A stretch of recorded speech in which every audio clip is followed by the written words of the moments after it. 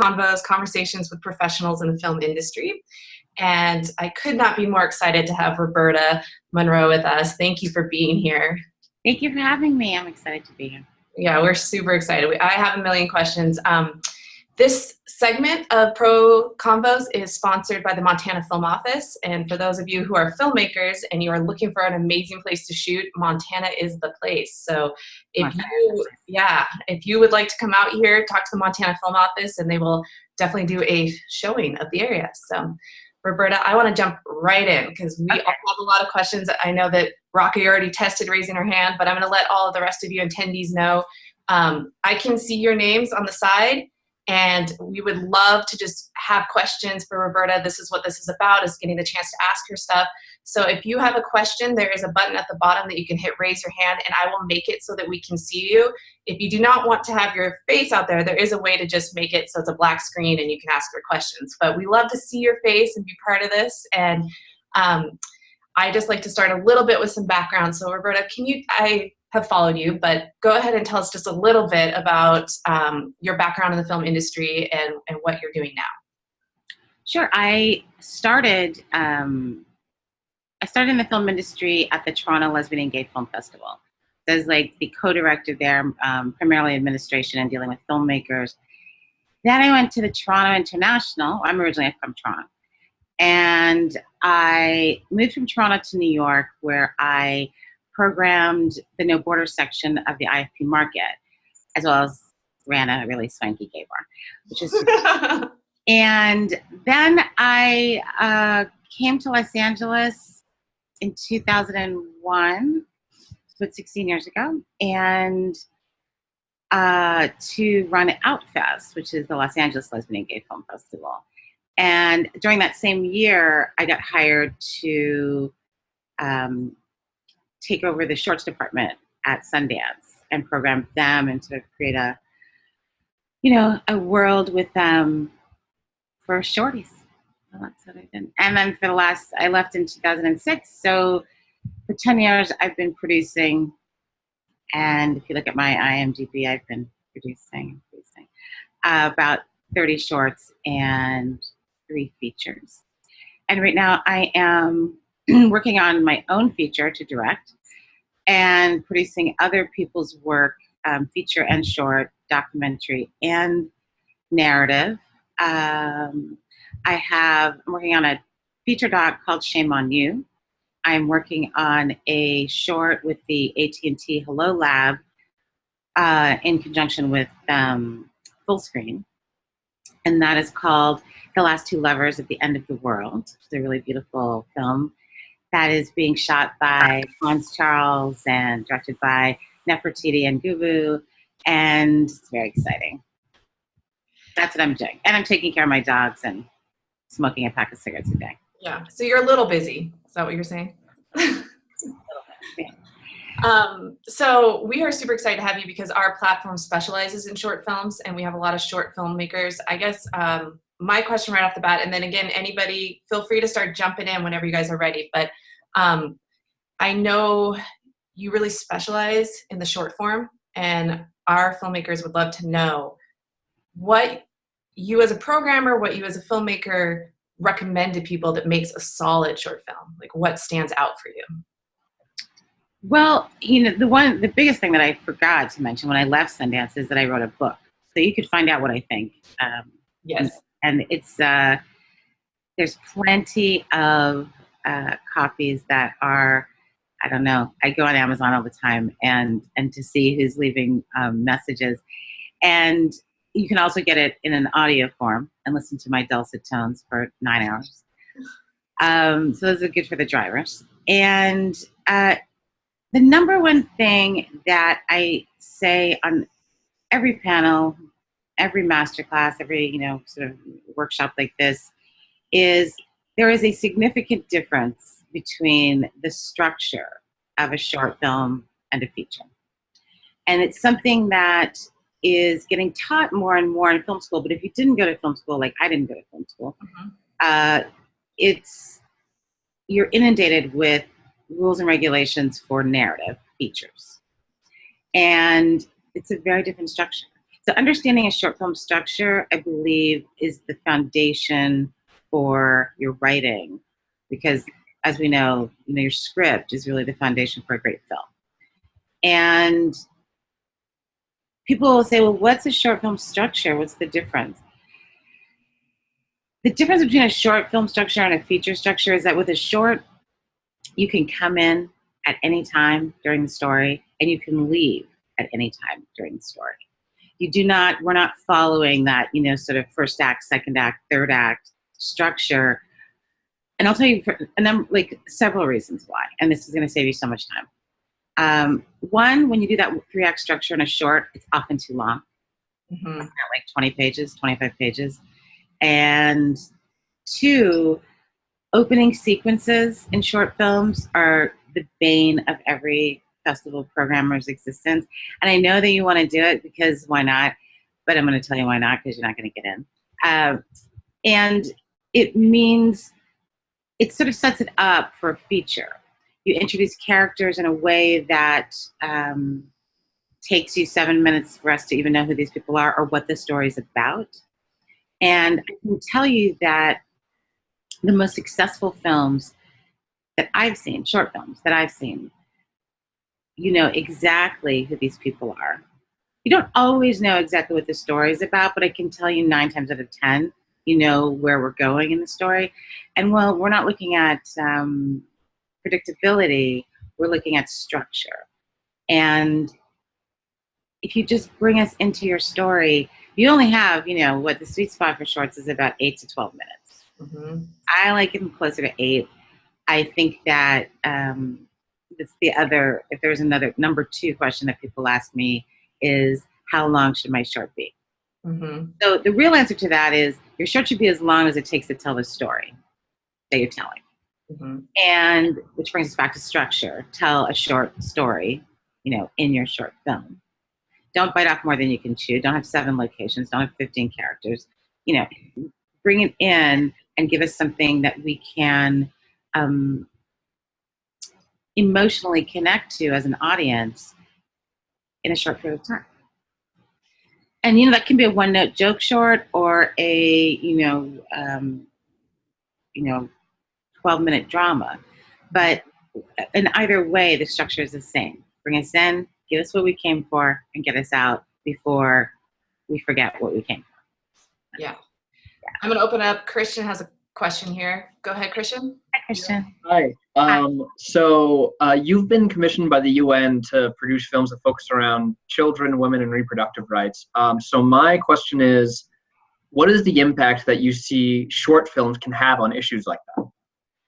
Enormous. I think it's enormous. I believe that because, when we're talking about lower budgeted films, right, which is, the UN shorts weren't low budget because they were paying for it. But I think that you can create a short film on the lower end of a budget that has a message that, we have so many routes to get our films out now that it's extraordinary. It has an extraordinary impact. And it allows people who are not necessarily filmmakers, who train themselves to be documentarians or train themselves to tell short stories narratively. It gives everybody, it democratizes is what it's done. It democratizes the arena for people to tell their stories. So, do you want to make a message film? Yeah, that's kind of the ultimate goal, isn't it, of filmmakers, is to make a film that's not just a story to entertain people, but it's to like cause the change that they want to see. Sometimes people just make films to tell a story. So, which is also a great way to. I like to be entertained, but I also love to thread through films, interesting. Whether I put a gay character in there who's not explicitly gay, but they're gay because I've chosen someone who may or may not, who reads gay. I choose characters who give you information without me having to get you over the head with it. So, with message films, which I think are, have an absolute place in the short form content, can be different. And if that's the kind of film you want to make it, get it out there. Thanks, Chris. Thank you. My question is kind of too, it feels that the short film platform or the form has really taken off. What do you see as the future for short films? I mean, are you seeing that more and more? Is it able to actually be a financially viable film career, short films? It depends. I always say, don't expect to get rich making short films. However, I do know, several filmmakers who've gone on to do short form work, commercial work, music videos, that sort of thing, where you can make a lot of money. But if you're making, shorts for, narrative shorts for festival distribution, then you probably won't make a lot of money. We have another question from Hannah. Hannah? Hi, Hannah. Hi. So I've heard a few filmmakers ask this, but how would you go about adapting a feature film into a short, and what's the best structure to do that? Nice question, Hannah. Excellent question. So if you have a feature script and you want to make a short so that you can, raise money or just show, just a proof of concept, then you would pull this. And this is, filmmakers want to shoot the first 20 minutes of the film, right? So they want to shoot that first, the opening act of their film as the short. No, you don't want to do that. What you want to do is you want to pull a story from one of the characters, lead character, secondary character, but in the same, and write a story around them that may or may not be in your feature, but gives us a sense of how you write, what kind of filmmaker you are, the tone of the feature, that sort of thing. But that's what I always say. Don't have a scene select from your feature. Pull a story out of it, write 8 pages, boom, make it, get $1 million to make your feature. Awesome, thank you. You're welcome. I don't hear you. I was going to ask you about programming at Sundance. So you obviously have the insight on the insider scoop on those short films that stood out right away. And I know you talked a little bit about that, but can you talk about the films that just immediately they were yeses, and for filmmakers, how they kind of get to that for a film festival? Right. I programmed at a lot of festivals, and I can tell you that I've watched some ridiculous number of shorts. I've probably watched like 20,000 shorts and features, like 15, 20,000 shorts.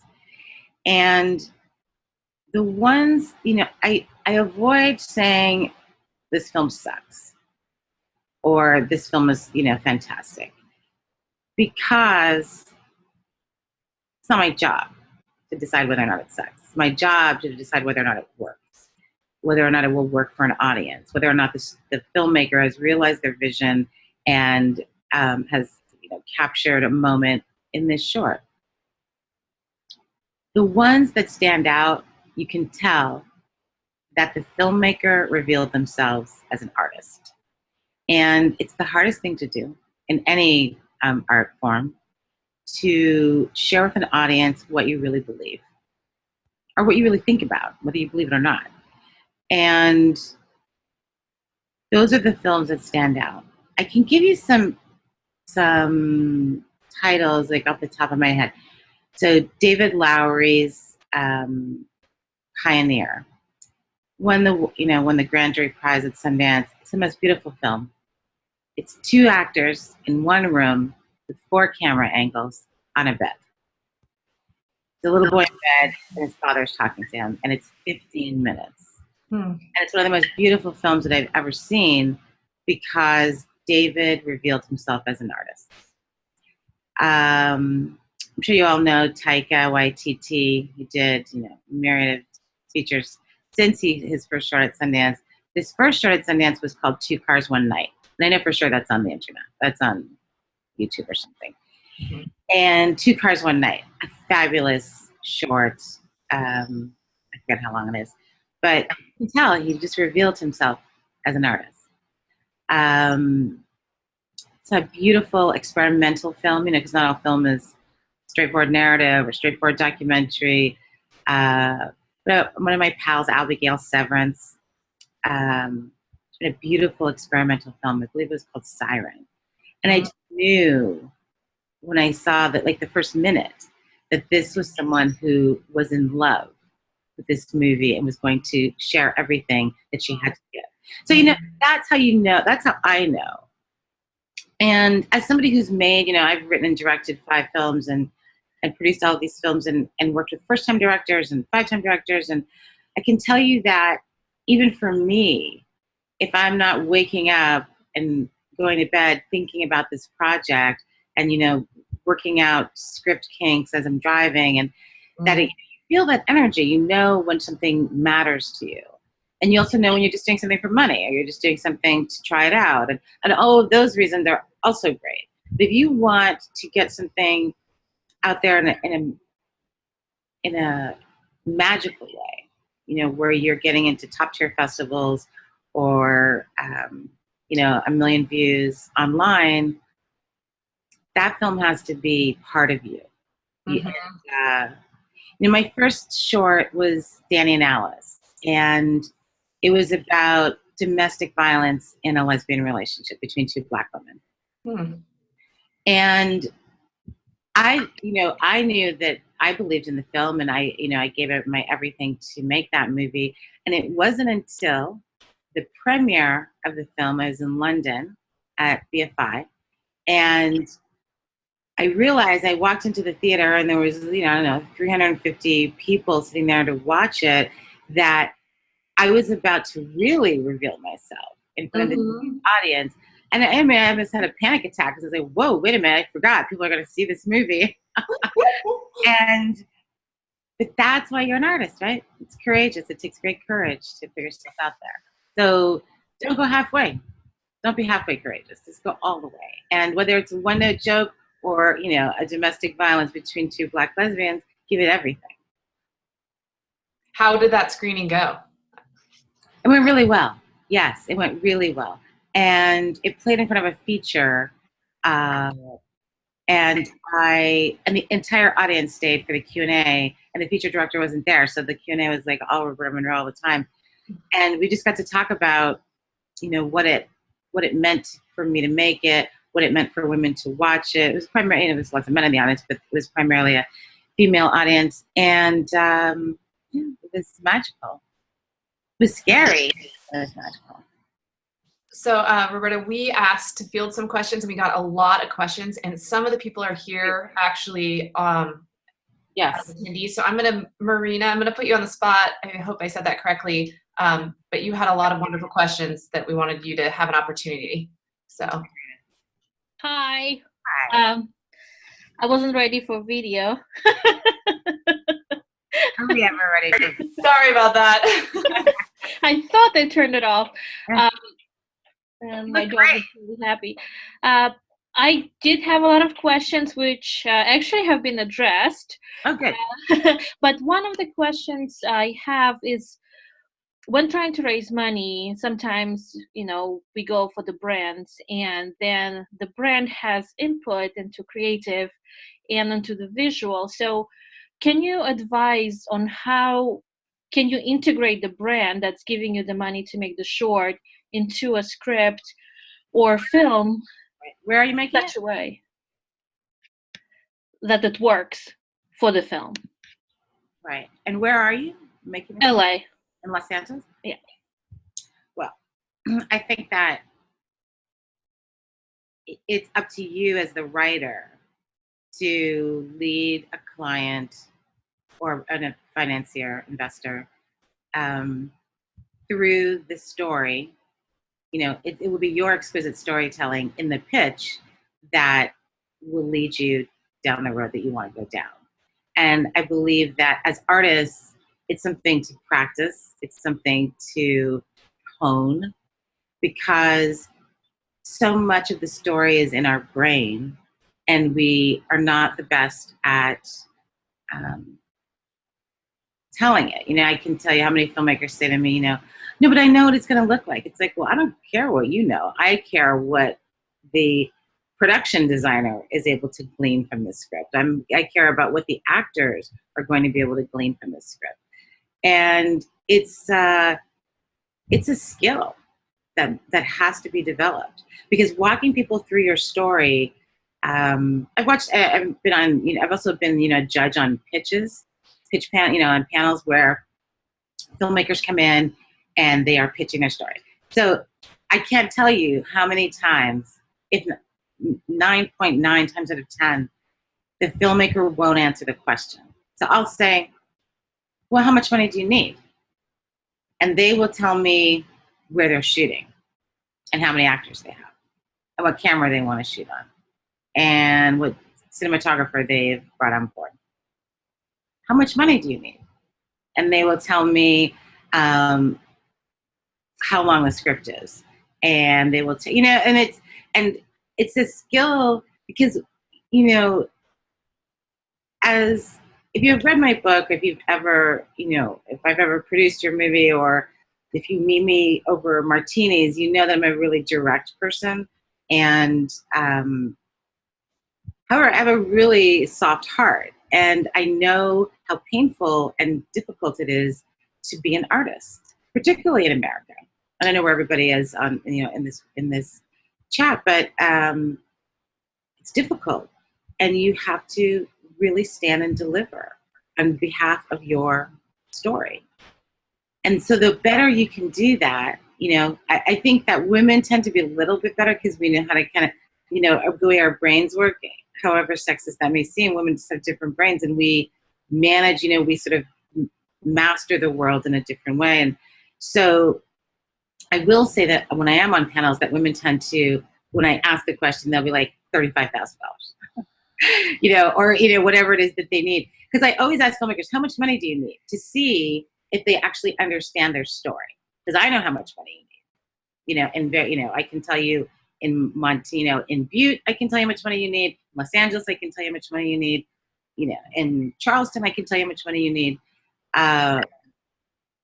So it really is about developing your skills in being able to tell the story well and understanding what matters to the other party, right? So if I'm pitching, I'm a Black lesbian. So if I'm pitching, as I was pitching Danny and Alice, and I'm pitching it to, a white straight male who's saying, Roberta, I'll give you, $35,000 to make this movie, pitch me.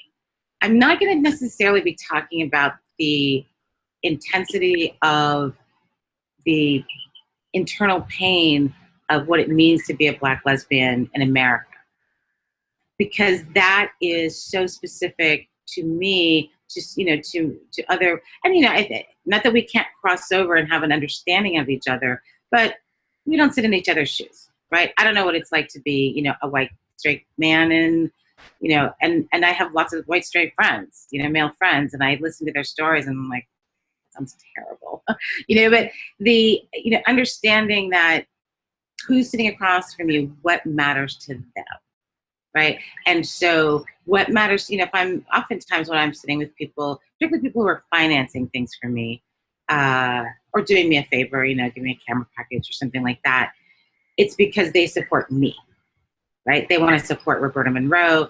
And so it doesn't matter what the film's about. What matters is that I'm going to produce it or write and direct it. It matters that for them, it's going to get done. It's going to be good. It has a potential to show at a top tier festival. So, all of this. So when you're pitching your story, know what you're pitching and take them down that path so that you get what you want. With concessions. People give you money, sometimes you have to make concessions. Thank you so much. You're welcome. Thank you for being put on the spot. For those great. If you do not feel like being on video, feel free to also... No, don't give me an option. You gotta be on video if you ask me questions. Okay, you have no choice. You have to be on video. So, Marina, if you have any other questions, let's go ahead and raise your hands. We love hearing from you guys. So. Sounds good. Thank you. I'm just moving her over. And feel free to jump in here, everybody. Roberta, I was wondering, I mean, you talk a lot about the passion projects that you have. Are you in a place now where you can do a lot of those? Are you still, just for filmmakers who are trying to make it in this business, what kind of advice would you give them? You know, it's complicated because passion projects are that. Mm-hmm. Like everything to you, and you've been dreaming about it forever. And so sometimes making that your first project is not the best idea. Mm-hmm. You're still learning, you know, and I mean, when I say first project, what I'm saying is your first big production. So where there are 30 people on set, where you have a 30-person crew. And sometimes, I've seen it happen many times, that passion project is so emotionally overwhelming that you're not taking in all of the nuggets of, gold that are going to make you a better filmmaker. Because in your mind, we all have this. I have it. All artists have this. We have a vision down to how the actor says the line. We have this because we've been saying it to ourselves and dreaming about it for so long that I believe keep the passion project for the second project, and make the first project something that matters to you, where you can reveal yourself as an artist, but gives you a little bit of space emotionally so that you can take in all of the rest of it. At the tender age of 51, I've seen so many filmmakers. I've worked with so many filmmakers for whom, by day 2, they're, in the backseat of the picture car sobbing. Mm-hmm. And because it's so overwhelming. It's overwhelming to have dreams come true, number 1. That's overwhelming, no matter what that dream was or is. And then number 2, filmmaking is one of the hardest art forms ever. You're being asked 1,000 questions an hour that you're expected to have the answer to, or know how to say you don't have the answer to, which I always say, just say, I don't know. What do you think? And it's a training ground. So, do a little training before you throw yourself off the cliff. And you said you didn't go to film school, so how did that happen for you? Drugs and alcohol? No. Great. Yeah, go to film school. It's interesting is I worked at the time that I started at Inside Out in Toronto, I had been working at the Toronto People with AIDS Foundation. And I worked there for 2 years, and it was during the, very difficult and tremendously painful time that pre-AZT, pre-everything. And I always wanted, and I've been a writer since I could write, and I always wanted to be a filmmaker. And so when the gig came up at Inside Out, I jumped at it. And so I learned how to make film by watching it and by making it, which has served me. And I wanted to touch on this because I think it's kind of a big topic. Obviously, we're reading a lot about it. Diversity in the film industry, women of color. How do you see yourself in there? Is that happening for you? Have you kind of gone past that barrier? Can you talk about that a little bit with us? Sure. And, I will say that I kind of hate the word diversity for lots of reasons that, I can tell you over drinks sometime. But what I do love is inclusivity, right? So to include other people's ideas and talents and bring that to the table. Mm. So, that old saying of I want to be the dumbest person in the room stands to reason. It's I don't want to know more than a production designer about production design. I don't want to know more about cinematography than my cinematographer. I want to know about writing, and I want to know about directing. And I also don't want to know more about acting than my actors. So when you bring in different thinking people, you just add so much luxury to your story. And I do say this in my book, and I hate when people say I say this in my book, but I'm going to say I say this in my book, that if, so you have your script. Can this script, let's say the location burns to the ground the night before that you were going to shoot, your talent is stuck on a plane, and you have to make this movie the next day. Can you make this movie anywhere with anyone? And if not, why not? And I work with lots of, if you look at my MDB, you'll see lots of white people and people of color. And what I note with filmmakers is, do these people have to be white? Do these people have to be male? Do these people have to be in a restaurant? Can they be in a boat? Can they be in the car, at a park? Can they be anywhere? And in my humble opinion, 9 times out of 10, yes, they can. They can be any color, any gender, any sexuality, in any location, because it's about the story. So introduce us to characters that we don't often see. I think that cliches are, you can pull a cliche out of your favorite movie, and I know that. But what you will also notice that they've taken that cliche and they've added their story to that cliche. So boy meets girl, girl meets girl, kid comes up, in the projects of Harlem. Like, these stories have been told over and over again. What are you bringing that's fresh? Why is your perspective different than what I've already seen? So that's how I feel about inclusivity, right? So on one hand, you're adding this genius luxury to your project by having, a myriad voices helping. And on the other hand, you avoid, swirling in the cesspool of cliche, bullshit, nonsense. Nobody cares about your film because it's already been done 20 times. You know what I mean? And that's exquisitely helpful. Well, we've got a few people with some questions. Mariella, we'll start with you. Okay, hi, can you hear me? I can. Okay, perfect. I had a question for Roberta. Good. What? Everyone here, my dogs don't talk.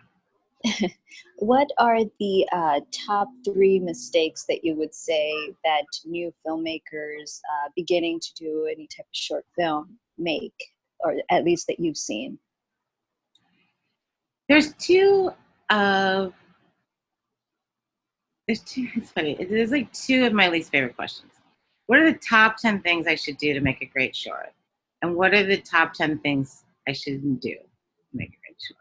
I have no idea what the top 10 things are on either side. What I know is that there's this list of cliches. I'm sure somebody has scanned it and put it on the internet in the back of the book to look at Roberta Munroe, How Not to Make a Short Film.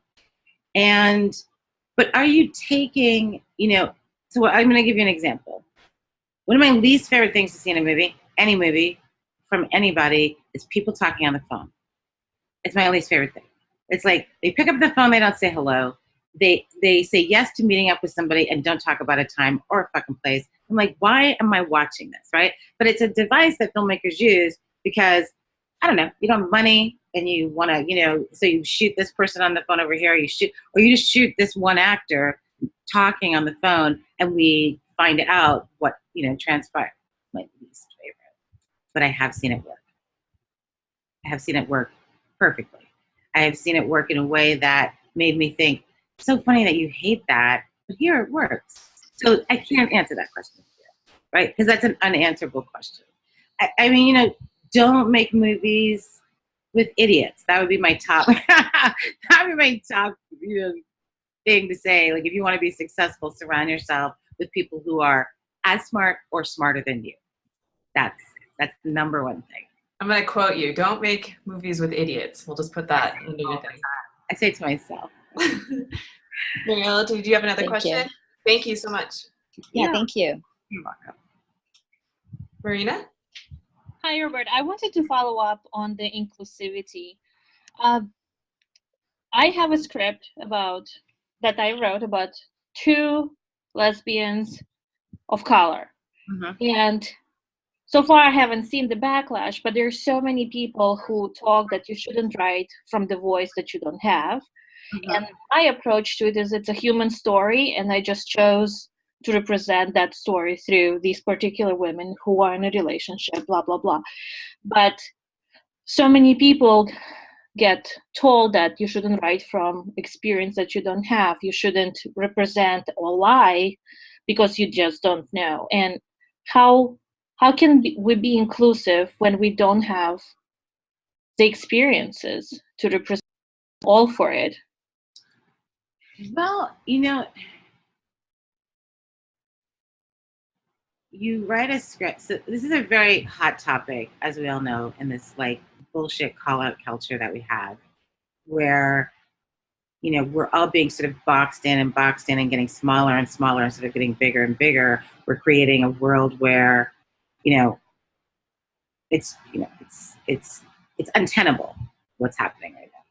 And they're gonna get that eventually, and we're just gonna let them over here, live in that call out culture world and focus on creating art over here.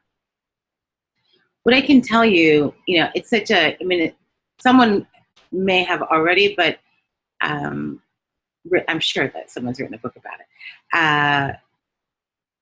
In the shortest possible way that I can tell you with our time frame is that if you're making a story about two lesbians, there's a difference between making a story. What color are these women?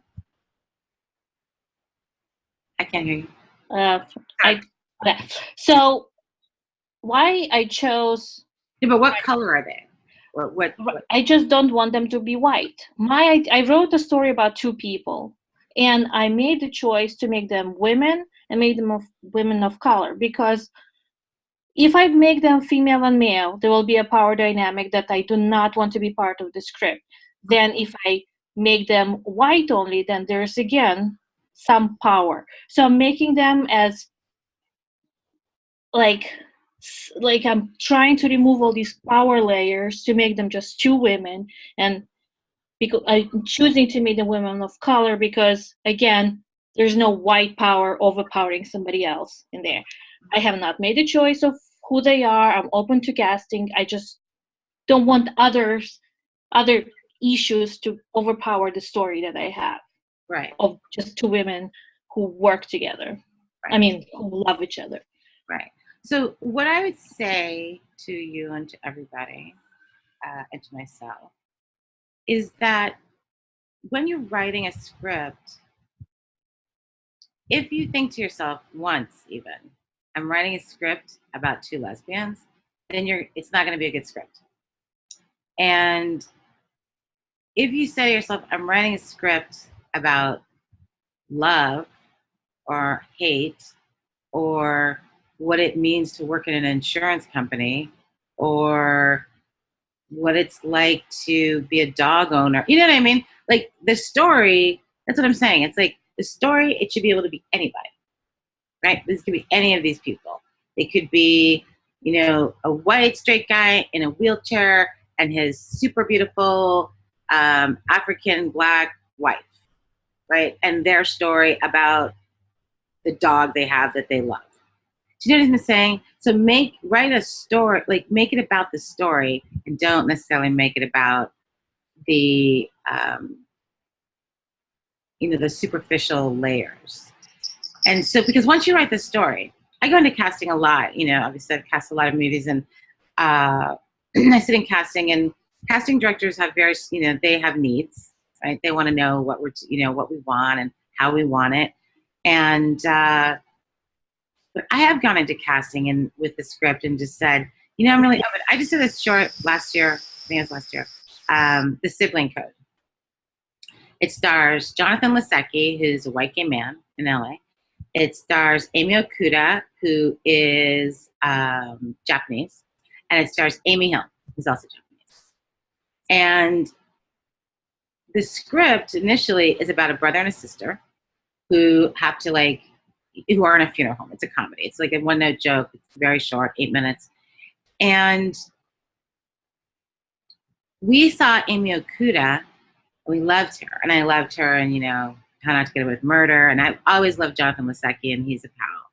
And I've always been in love with Amy Hill from the first time I ever saw her face. So we just added one line of dialogue, 2 lines of dialogue, right? Where Amy Hill says to them, "Oh, you're siblings." And they and Amy Okuda said, Jonathan Leszecki says,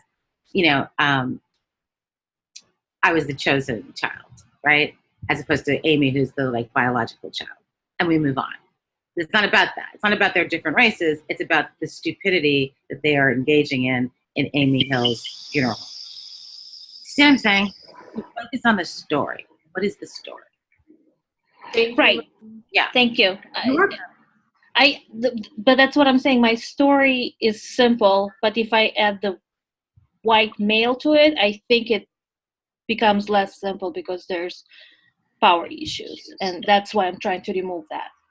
Right. Perfect. Thank you. Thank you. All right, hold on real quick. Laura, welcome. Feel free to. Hi, Laura. Hi, Roberta. Thanks for coming on today. Oh, you're welcome. Thank you.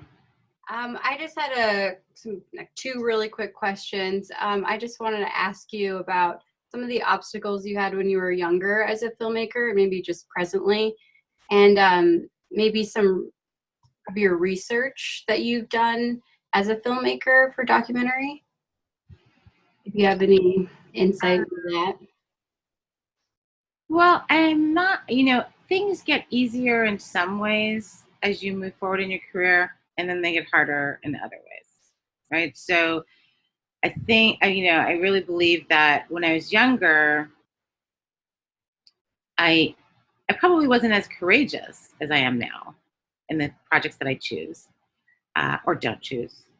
I wasn't as good as saying, no, thank you, I'm going to pass. And I would strongly encourage everybody to really practice saying, no, thanks, I'm going to pass, if it doesn't really speak to you, unless you need the money. And I would say about documentary filmmaking is the hardest filmmaking in the world. It is exquisitely difficult to make a good documentary, and it all starts with your subject matter. So, and as we move along in the world, as technology gets better and better, that doc now has to start looking like it was made by HBO, as opposed to the little bit more rough and tumble documentaries that we used to see at top tier festivals. It's gotten, the stakes are higher and more people are making them.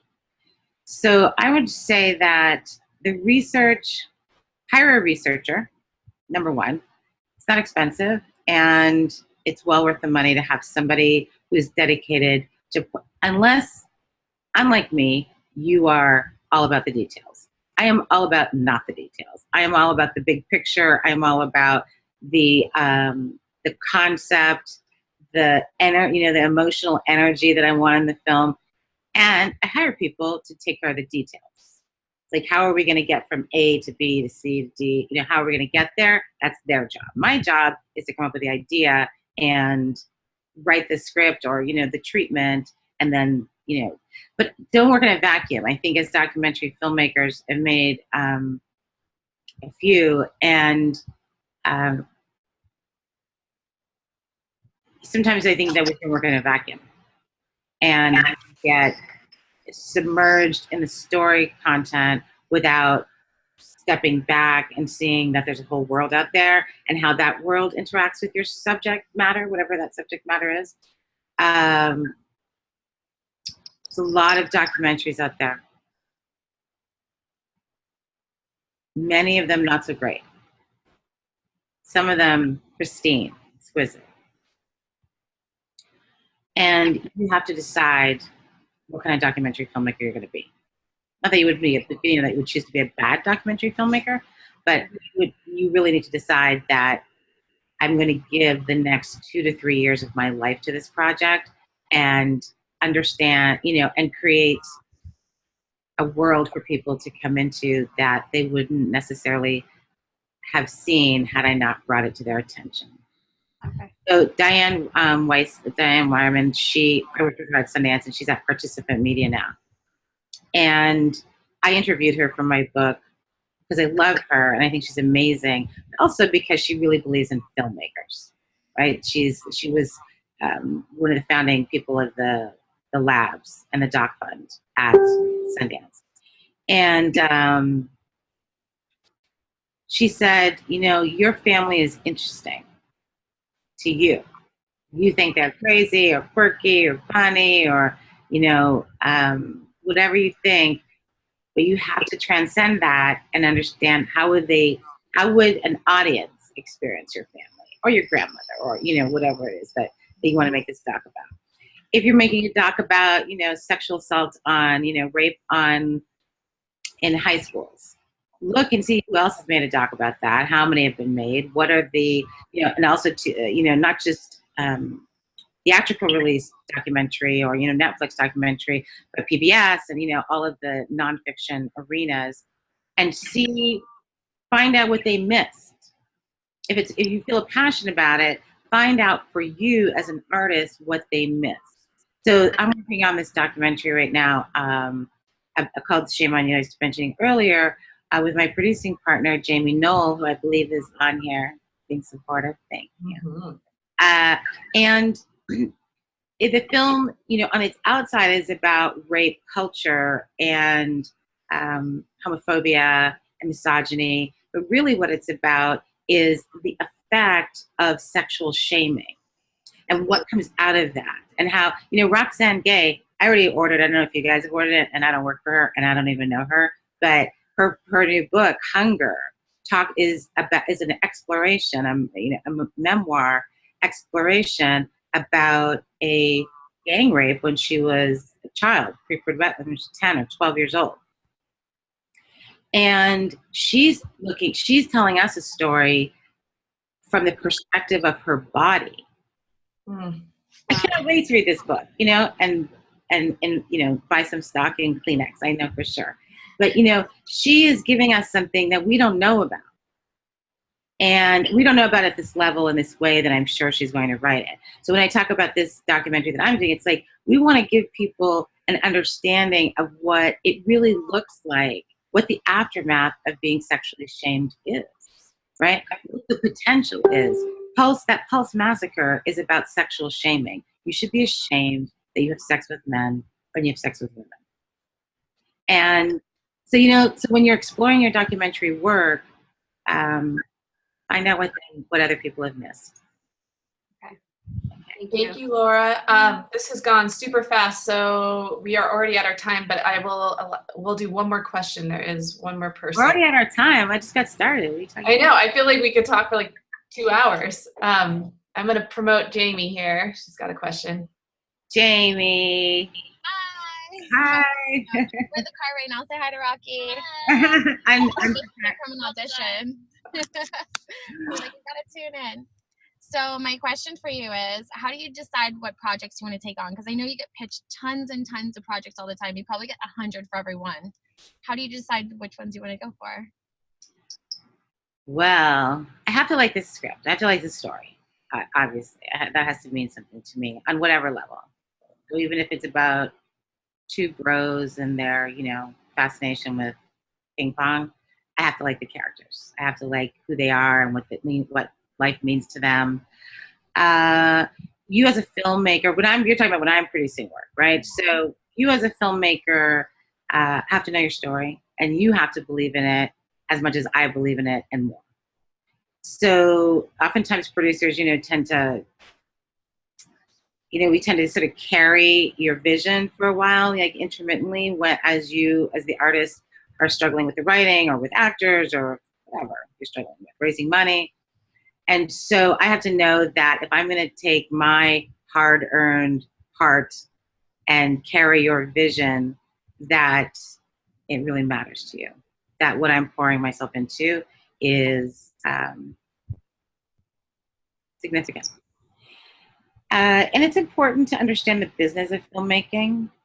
For me, working with directors, first-time directors, always good if you were an assistant at an agency, or you went to film school and have already made a couple of thesis projects, or you understand the business of film and how filmmaking works. I've worked with filmmakers who don't understand it, and I'm like, like 2 weeks out from production, I'm all of a sudden Cruella de Vil. I don't understand how this structure works. Freaking out in the corner. Yeah. So I would say that I say no a lot, but I do say yes. I do say yes. And also to the budget, to be realistic about what budget you're able to raise, if the budget matches the story. There's helicopter shots, that kind of stuff. So. Yeah, no helicopter shots. You're totally worth it. I've learned so much from you just in like 2 months. I want to say thank you. Oh, you're welcome. Thank you. And I'm so grateful to the Audience Awards team that you guys do this. This is so valuable. Well, we are very grateful to you because we agree. I mean, our filmmakers look up to people who are actually doing it, and it's a real opportunity for us to all talk to you and get the wisdom that you have. So, Roberta, I feel like we really truly could talk for another 2 hours, but I have a whole pack of cigarettes. Yeah. Water. But you know what I would say? I'm going to give filmmakers, because I know that there's another 20 of you who were not able to ask a question. So what I would say is, if you go on Facebook, don't go to my personal page, because there's 150 people waiting to be my friend there, and I don't really read it. Go to my book page and like it, or whatever it is a person needs to do on a page, and then you can ask me questions there, as long as you're patient and you're not asking me to read your scripts for free or watch your shorts for free. So, but you can ask me any question that you had today there, and I'll try to get to that over the next couple of days. And thank you so much for Thank you, Roberta. We were just thrilled to have you. And thank you, everybody who was here attending the panel. I hope you got as much out of it as I did. I could listen to you forever. So thank you for your time, and we will keep in touch. Yes, please Come visit us in Montana, too. So yeah, we'll tell Paige I said hi. I absolutely will. Thanks, everybody. And just so you know, we have Jeremy Sauter coming up next, who's the Executive Marketing Director at Paramount. So yay, Jeremy. To ask him some stuff, too. So, and thanks again to the Montana Film Office for sponsoring this. We love having Roberta on and working with all of you. So thanks, Roberta. Enjoy Cool Springs. Talk to you soon. Bye, everybody. Bye.